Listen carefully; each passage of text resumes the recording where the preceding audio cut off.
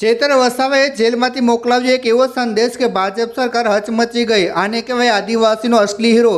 મિત્રો, Narmada session court દ્વારા ડેડિયાપાડાના લોકપ્રિય ધારાસભ્ય ચેતર વસાવાને 7 વર્ષની સજા ફટકારવામાં આવતા સમગ્ર આદિવાસી સમાજમાં એક મોટું વાવાઝોડું ફૂંકાયું છે। જે રીતે એક આદિવાસી નેતાને સતત કાયદાના ગૂંચવણોમાં ફસાવીને જેલના સળિયા પાછળ ધકેલવામાં આવ્યા, તેણે સાબિત કરી દીધું છે કે ભાજપ સરકાર ચેતર વસાવાના વધતા પ્રભાવથી કેટલી ડરી ગઈ છે।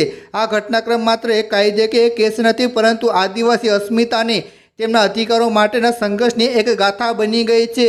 જ્યારે ચેતર વસાવા જેલની અંદર છે ત્યારે પણ તેમનો હોંસલો અકબંધ છે। જેલમાંથી તેમણે જે સંદેશ મોકલ્યો છે તેણે ભાજપના નેતાઓની ઊંઘ હરામ કરી દીધી છે।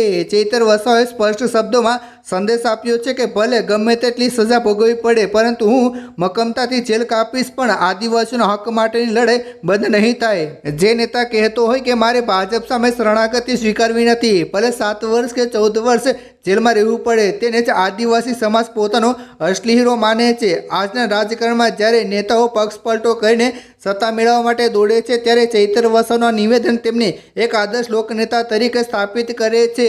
આદિવાસી સમાજ માટે ચેતર વસાવા કેવલ એક ધારાસભ્ય નથી, પરંતુ બિરસા મુંડાનું બીજું રૂપ છે।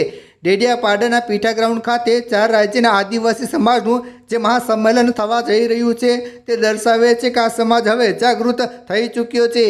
આ આંદોલન માત્ર ચેતર વસાવાને મુક્ત કરવા માટે નથી, પરંતુ જે રીતે આદિવાસીઓની જમીનો પર દબાણ કરવામાં આવ્યું છે અને પોલીસને હાથા બનાવીને તેમના અવાજોને દબાવવામાં આવ્યા છે, તે અન્યાય સામેનો એક મોટો પડકાર છે। લોકો પોતાના ખર્ચા સભામાં જોડાવા આવી રહ્યા છે, જે ભાજપ સરકાર માટે એક મોટો રાજકીય સંકેત છે।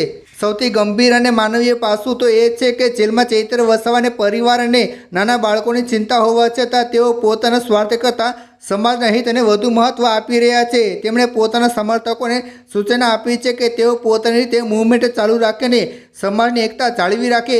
ભાજપ સરકાર ભલે ગમે તેટલી કોશિશ કરી લે, ધારાસભ્ય પદ રદ કરવાની પણ ધમકીઓ આપી લે, પણ ચેતર વસાવા તો પ્રજાના હૃદયમાં વસે છે। જો આજે પદ જશે તો આવતીકાલે પ્રજા ફરી તેમને 2 ગણા મતોથી જીતાડીને લાવશે, કારણ કે આદિવાસી સમાજ ક્યારેય અન્યાય સહન કરવાનો નથી। આ સમગ્ર ઘટનાક્રમ 2027ની વિધાનસભા ચૂંટણીનું ચિત્ર સ્પષ્ટ કરી રહ્યો છે। ઉમરગામથી અંબાજી સુધીનો આદિવાસો પટ્ટો હવે ભાજપ માટે મોટો પડકાર બની ગયો છે। જે રીતે સ્થાનિક સ્વરાજની ચૂંટણીમાં ભાજપે પોતાની સત્તા ગુમાવી છે, તે સ્પષ્ટ સંદેશ છે કે આદિવાસી સમાજ હવે જાગી ગયો છે। ચેતર વસાવાના આત્મવિશ્વાસ અને સમાજની એકતા સામે ભાજપના તમામ હત્યાકાંડ નિષ્ફળ સાબિત થઈ રહ્યા છે। આદિવાસીનો અસલી હીરો આજે જેલમાં બંધ હોવા છતાં બહાર લાખો લોકો તેમના અવાજ બનીને ગુંજી રહ્યા છે।